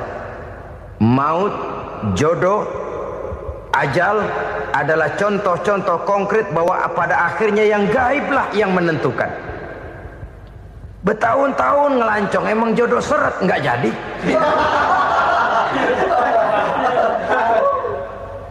Begitu kenal baru setengah malam nginep ditangkap hansip. Hal-hal semacam itu kadang-kadang kita berpikir suuzon, gilet, perempuannya cakep banget, lakinya rebek amat. Memang begitulah jodohnya.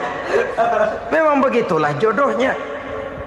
Saudara hadirin ma'asyiral muslimin yang saya hormati, jadi hal-hal yang konkret saja kita yakini sepenuhnya ditentukan oleh satu superpower yang gaib itu tadi.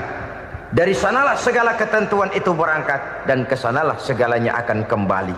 Maka kepercayaan kepada yang gaib meluruskan gerak hidup seseorang dan itu akan mengantarkan dia kepada meraih kemenangan. Satu. Yang kedua, wa yuqimuna shalah. Orang bertakwa yang akan meraih kemenangan itu adalah orang-orang yang mendirikan sholat. Kenapa sholat mengantarkan orang untuk meraih kemenangan? Yang jelas, inna sholata tanha anil fahsya'i wal munkar. Sholat mampu mencegah manusia dari perbuatan keji dan munkar. Banyak filsafat hidup yang terkandung di dalam sholat ini. Sejak kita wudhu sampai kita menghadap ke arah kiblat, sampai kita melakukan gerak-gerak sholat, bacaan-bacaan yang ada di dalam sholat, lalu sampai kepada mengucapkan salam. Banyak filsafat hidup yang terkandung di dalam sholat. Umpamanya saja, setelah takbiratul ihram mulai kita dengan sholat dalam posisi berdiri, diajarkan dalam kitab-kitab fikih agar kita melihat ke arah tempat sujud. Ini kan filsafat kehidupan. Kalau kamu sholat dalam posisi berdiri, lihat tempat sujud. Jangan sholat mata jelalatan, sebab nanti bisa mengurangi kekhusyuan.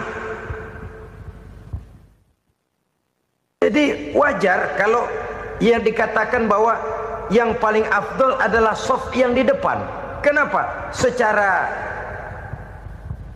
harfiah pengertiannya akan lebih mengundang kekhusyuan. Kenapa? Kalau kita di shaf paling depan di masjid umpamanya paling banter kita lihat tembok. Tapi kalau kita shaf di tengah atau di belakang, orang-orang di depan kita pun akan kelihatan. Yang bajunya loreng, yang bajunya genggang, yang bajunya macam-macam. Kita lihat, kadang-kadang kita pikirin, ada yang bajunya bolong. Kita sholat tapi dalam hati, nih orang bajunya robek yang nggak tahu apa. Ada saja hal-hal yang mengusik kekhusyuan kita. Oleh sebab itu diajarkan dalam posisi berdiri, lihat, arahkan pandangan matamu kepada tempat sujud. Ini kan filsafat kehidupan. Maksudnya apa? Kalau lagi diri lihat dong tempat sujud. Kalau udah di atas ingat dong sama yang bawah. Kalau sudah tinggi ingat dong dari mana kamu berangkat.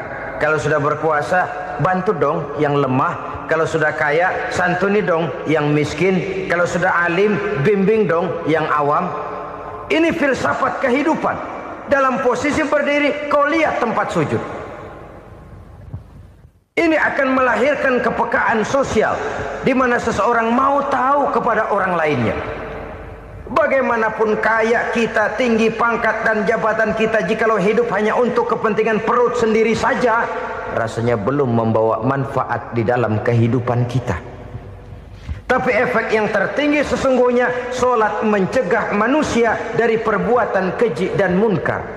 Perbuatan keji dan munkar walaupun kelihatannya mendatangkan uang, membawa keuntungan, tapi itu keuntungan semu, keuntungan sementara. Dengan menipu orang lain kita bisa dapat untung, tapi tidak membawa berkah. Dan itu adalah kerugian besar dalam kehidupan kita.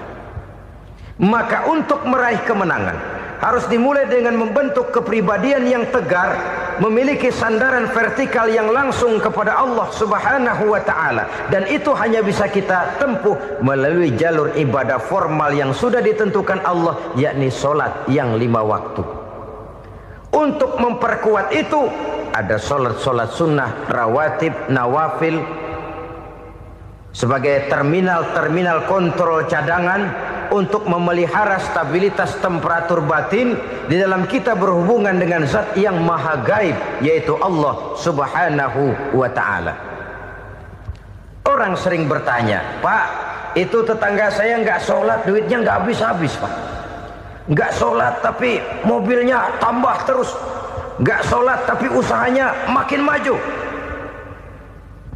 Tapi di sisi lain ada orang yang rajin sholat, rezekinya butak bener.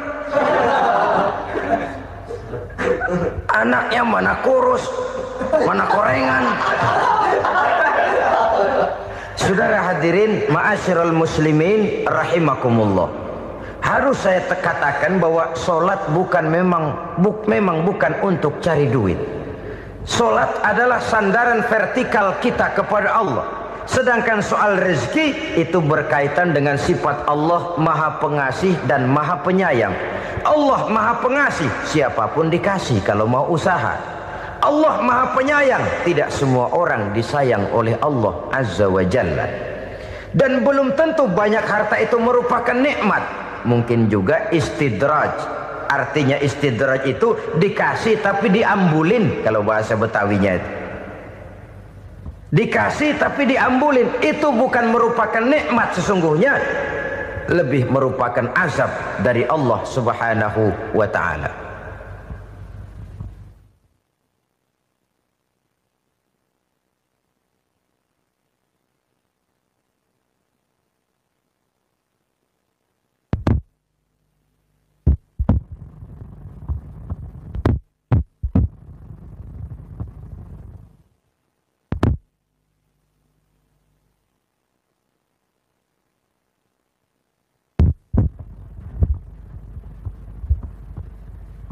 Agama mempunyai sistem sholat, dan kita umat Islam telah dituntun oleh Allah Subhanahu wa ta'ala yang wajibnya 5 kali dalam sehari semalam mendirikan solat, dan itu tentu berada dalam jangkauan kemampuan manusia.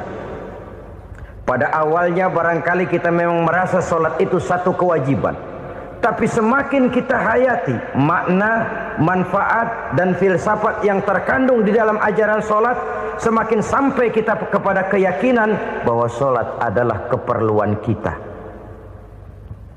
Sehingga pada waktu tertentu dinilai puncaknya, kita tidak lagi akan berkata saya wajib solat, tapi kita akan berkata saya perlu solat. Kalau kita sudah merasakan itu adalah keperluan kita, nah di sanalah kita baru akan merasakan ruginya kalau hal itu tidak kita laksanakan. Sepanjang kita masih berkata saya wajib sholat, kita akan lebih merasakan dia sebagai beban ketimbang sebagai keperluan. Yang jelas Allah tidak memerlukan ibadah yang kita laksanakan ini. Dengan kata lain,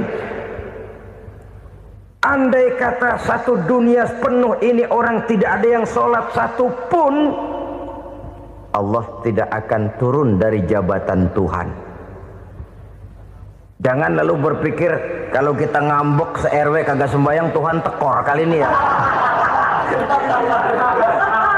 Tentu tidak. Itu perlunya kita, bukan perlunya Allah. Dan pada induknya kita akan berkata saya perlu agama. Kalau secara induk kita sudah memerlukan agama, maka konsep-konsep yang ada di dalam ajaran agama itu pun adalah juga merupakan keperluan kita. Baik dia bernama sholat, baik dia bernama puasa, baik dia bernama zakat, baik dia bernama haji, seluruhnya adalah keperluan kita. Dan sesuatu yang kita perlukan apabila tidak kita laksanakan akan melahirkan kerugian di dalam kehidupan. Jangan heran kalau kita membaca riwayat perjalanan hidup para salafus soleh, orang-orang soleh. Ada yang tahajud sampai 100 rakaat, ada yang sholat malam kakinya sampai bengkak. Kita sekalinya bengkak biri-biri. Ada yang sholat membaca surah dalam Al-Quran sampai khotam Quran.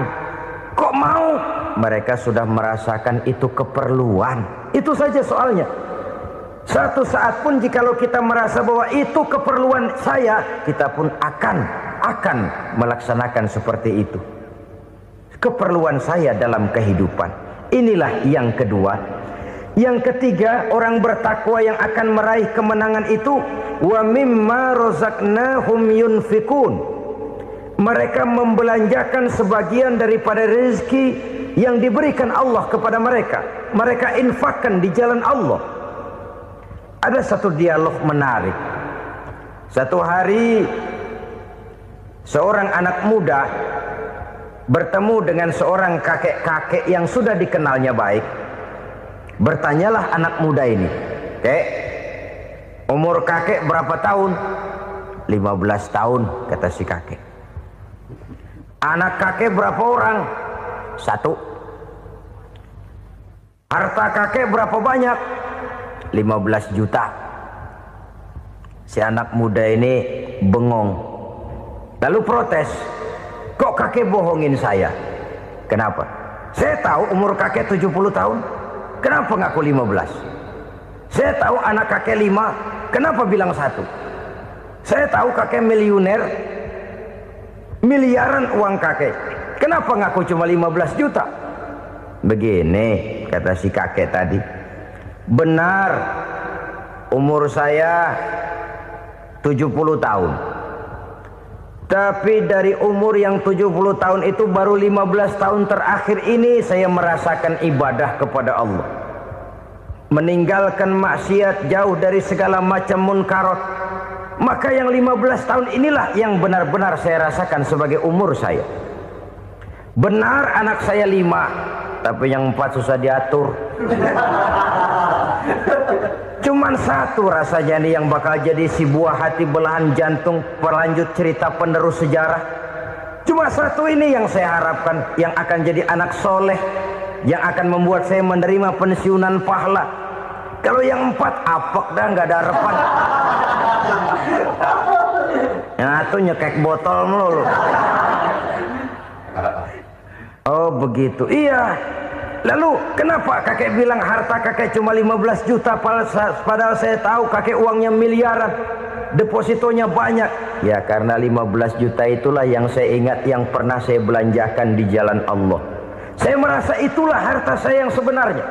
Yang miliaran yang saya simpan di bank kelak kalau satu saat saya mati akan jadi rebutan di antara anak-anak saya.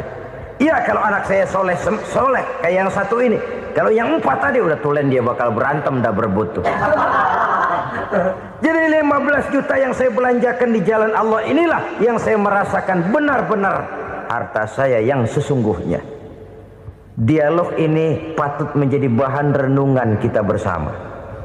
Diberikan kita umur 40, 50, 60, 70, 80. Berapa tahun dari umur yang diberikan itu yang jalan mulus, yang kita gunakan untuk melaksanakan ibadah?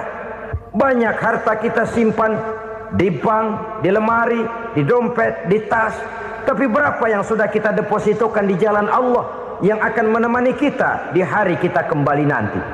Maka orang bertakwa yang akan meraih kemenangan, wa mimma razaqnahum yunfikun, mereka membelanjakan sebagian dari rezeki yang diberikan Allah di jalan Allah Subhanahu wa ta'ala. Ma'asyiral muslimin rahimakumullah. Zahirnya memang kita memberikan kepada orang lain, tapi hakikatnya kita menyimpan untuk diri kita sendiri. Kita memberikan kepada yatim piatu 25.000. Zahirnya kita memberikan si yatim, hakikatnya kan kita cuma nyimpan. Saya berikan titip kepadamu, ini untuk saya di akhirat. Kau boleh belikan baju, kau boleh belikan untukmu makan, kau boleh bayarkan sekolahmu. Ini untuk saya. Hakikatnya kita nyumbang masjid 1 juta, zahirnya kita berikan kepada panitia masjid, tapi hakikatnya kan cuma titip 1 juta ya untuk saya di alam kubur nanti. Silahkan kau boleh belikan semen, ini uang, belikan besi, belikan pasir. Saya cuma sekedar titip untuk kepentingan saya. Hakikatnya kita cuma sekedar menitip. Sebagaimanapun pada hakikatnya, apapun yang kita miliki dalam kehidupan kan cuma sekedar hak guna pakai, bukan hak milik mutlak. Harta kita, rumah kita, kendaraan kita, kebun kita, pabrik kita, hak guna pakai saja. Hak milik mutlak cuma untuk Allah Subhanahu wa ta'ala. Saudara-saudara kaum muslimin rahimakumullah. Ini yang ketiga. Kemudian yang keempat, orang-orang bertakwa yang akan meraih kemenangan, allazina yu'minuna bima unzila ilaika. Mereka yang beriman, mereka yang percaya kepada apa yang telah diturunkan kepadamu Muhammad, ay Al-Quran, yakni Al-Quranul Karim. Setelah percaya kepada yang gaib, mendirikan solat, kemudian menginfakkan sebagian dari rezeki yang diberikan Allah, mereka juga lalu percaya kepada yang diturunkan terhadap Nabi, yaitu tidak lain Al-Quranul Karim. Sekali lagi di sini, percaya bukan hanya sekedar percaya saja, tetapi percaya lalu menjadikan Al-Quran itu sebagai pedoman hidup. Sebab memang Al-Quran itu adalah GBHM, garis-garis besar haluan muslim. Apa yang harus kita lakukan, apa yang harus tidak kita lakukan, bagaimana mestinya kita bertingkah laku dan berbuat, seluruhnya tercantum di dalam Al-Quranul Karim. Itu sebabnya ketika satu hari Aisyah ditanya bagaimana akhlak Rasul, beliau menjawab, kana Rasulullah sallallahu alaihi wasallam khuluquhul Quran. Akhlak daripada Rasulullah tidak lain adalah Al-Quran. Jawaban simpel ini memberikan gambaran bahwa keseluruhan daripada konsepsi Quran sudah diterjemahkan dalam kehidupan Rasulullah sallallahu alaihi wasallam.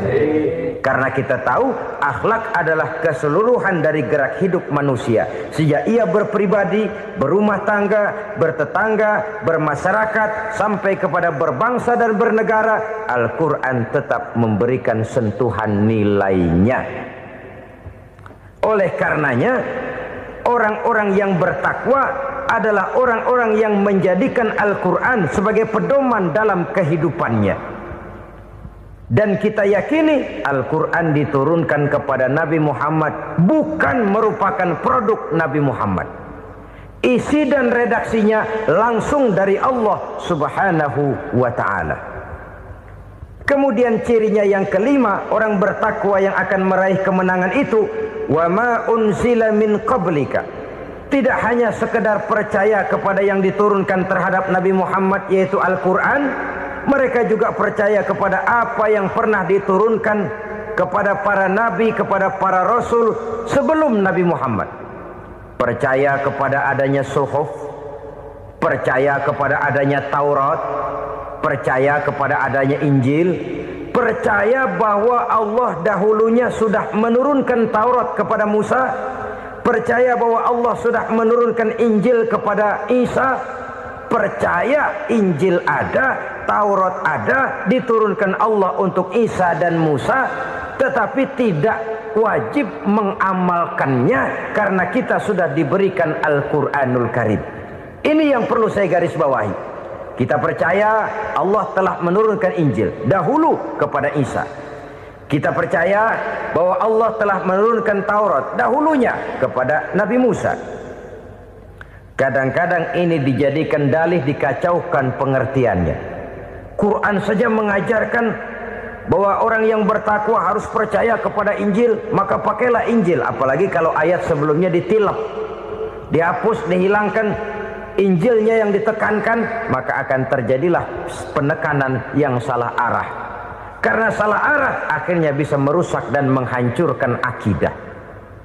Ketika Rasul suatu saat pernah ditanya orang, "Ya Rasul, bagaimana sikap kita sebagai muslim terhadap Injil yang ada sekarang?" Beliau menjawab, "La tukadzibuhu jami'an wa la tusaddiquhu jami'an." Jangan didustakan seluruhnya, jangan juga dibenarkan semuanya. Artinya, ini sudah merupakan gambaran dari Rasul bahwa dalam Injil yang ada sekarang masih ada ajaran-ajaran tauhid yang dibawa oleh Nabi Isa dan diajarkan kepada umatnya. Tapi juga dalam Injil yang sekarang ini sudah terkena intervensi dan investasi manusiawi. Karena itu Rasul menyimpulkan, la tukadzibuhu jami'an wa la tusaddiquhu jami'an. Jangan didustakan semua, jangan dibenarkan seluruhnya. Kita memang percaya Allah telah menurunkan Injil kepada Nabi Isa dulu, tapi kita tidak wajib mengamalkan Injil. Kita percaya Allah telah menurunkan Taurat kepada Nabi Musa, tapi kita tidak wajib mengamalkan kitab ajaran Taurat. Yang wajib kita percayai dan kita amalkan hanyalah Al-Quranul Karim. Kenapa? Oleh karena baik yang ada di dalam Taurat, baik yang ada di dalam Injil, tentu tercakup di dalam Al-Quran sebagai kitab terakhir yang diturunkan oleh Allah Subhanahu wa ta'ala. Dan itu wajar. Kalau seorang pejabat mau mengeluarkan satu keputusan baru, tentu dia harus meninjau keputusan-keputusan lama. Andai kata dianggap tidak berlaku, dianggap tidak relevan lagi, maka keputusan-keputusan lama itu tentu sudah dianggap tidak berlaku. Sebagian daripada aturan-aturan dalam keputusan lama yang masih dianggap relevan tercantum dalam keputusan baru yang wajib diamalkan. Begitulah hubungannya antara Al-Quran, Taurat, Zabur, dan Injil. 4 kitab samawi yang diturunkan Allah masing-masing kepada Zabur untuk Nabi Daud, Taurat untuk Nabi Musa, dan Injil untuk Nabi Isa alaihi wassalatu wassalam. Ketiga-tiga kitab itu kita percayai adanya. Kita yakini Allah telah menurunkan Zabur, Taurat, dan Injil. tapi kita tidak wajib mengamalkannya. Yang wajib kita mengamalkannya sekarang ini tidak lain hanyalah Al-Quranul Karim saja, karena ia mencakup apa yang ada di dalam Zabur, apa yang ada di dalam Taurat, dan apa yang ada di dalam Injil. Keotentikannya bisa dipertanggungjawabkan. Ya, tapi kan Nabi Muhammad sudah mati 14 abad yang lalu, dan di zaman beliau Al-Quran kan belum dikodifikasikan, belum ditulis. Bagaimana keotentikannya bisa dipertanggungjawabkan? Mudah saja. Allah berjanji, inna nahnu nazzalna dzikra wa inna lahu lahafizun. Kami yang menurunkan Al-Quran dan kami yang akan menjaga dan memeliharanya. Allah turunkan Quran, Allah menjaganya. Bagaimana cara Allah menjaga Al-Quran itu? Banyaknya orang-orang yang hafaz Al-Quran. Hafaz Al-Quran 30 juz, 114 surah, 6.666 ayat. Sehingga jangankan satu kata, jangankan satu ayat, satu kalimat saja berubah sudah akan timbul reaksi dan mudah dimengerti. Kenapa? Banyak orang-orang yang hafaz Al-Quran. Sedangkan pada setiap akhir tahun biasanya malaikat Jibril selalu mengadakan checking terhadap ayat-ayat yang diturunkan pada waktu itu. Di zaman Nabi sendiri sudah ada usaha kodifikasi. Dan yang lebih luar biasa lagi, sampai hari ini tidak seorang pun mampu membuat satu ayat saja semacam Al-Quran. Ke bahasa manapun dia diterjemahkan, naskah aslinya tetap ikut. Rujukan dasarnya tetap ada.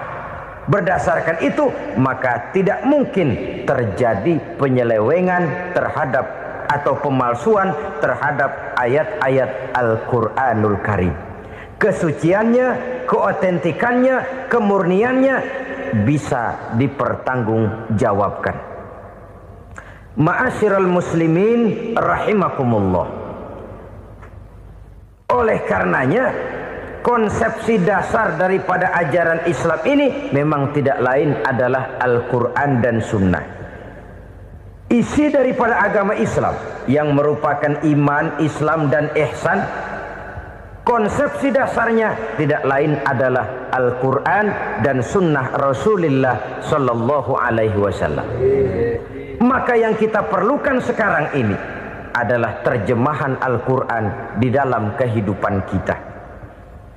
Dengan demikian, maka gaya kehidupan yang lebih Qurani itulah yang kita dambakan. Kita perlu memang terjemahan Quran dalam bahasa Inggris, dalam bahasa Belanda, dalam bahasa Jepang, tapi yang lebih kita perlukan adalah terjemahan Quran di dalam kehidupan kita. Konsekuen, tidak memanipulasi, ringan sama kita jinjing, berat sama kita pikul. Jangan kalau lempengan ayat Quran tuh kira-kira enak diamalin, keras teriakan kita. Giliran kira-kira ayat Quran itu mukul kepala kita sendiri, diam kita.